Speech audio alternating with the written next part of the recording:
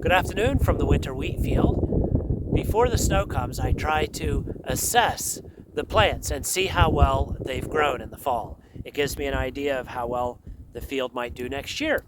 So, I'm going to pull a couple of plants and show you what I'm looking at. This one has 1, 2, 3, 4. And this one here also has 1, 2, 3, 4 tillers. So one plant, 4 tillers. So this plant came from one seed, and each one of these tillers next year will shoot up a grain head. There's something else I want to show you. First of all, you can see the crisscross pattern. We seeded this 2 ways to give more space for each plant. But in between, in the squares, you can see weeds. These are hemp nettle.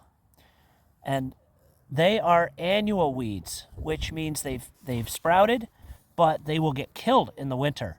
This is one of the reasons why I like to grow winter wheat, fall rye, because you plant them in the fall and the weeds germinate with the crop, but then the annual weeds die over the winter. So it's basically a free weed killer. So we can end up with some very, very clean fields, even in organic production, when we do it this way. And here I'm checking winter rye. This is very impressive. I have 1, 2, at least 12 tillers on that, on one plant. Winter rye is a very hardy plant, and I would love to grow more of it. But for some reason, the people that help us with our feeds don't want us to use a lot of rye in livestock feed. But it's the grain crop that grows the very best for us. So that's all good and well for sections of the field where we're putting it into a rest year or we're doing something to control weeds. But what if we want to grow in the spring? We don't want to have to deal with trying to kill the wheat or the rye. One of the things we do is oats.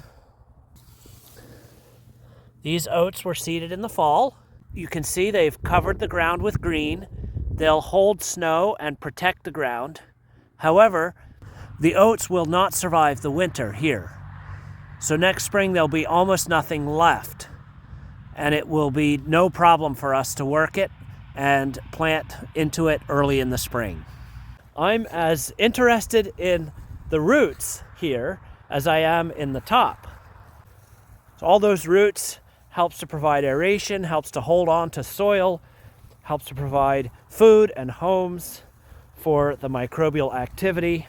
The benefit of the top is that it's going to hold the snow, and that'll give a little bit of extra protection. And my bird of the day is another settler from Europe, the house sparrow. They are not very common in this part of Canada, except in barns.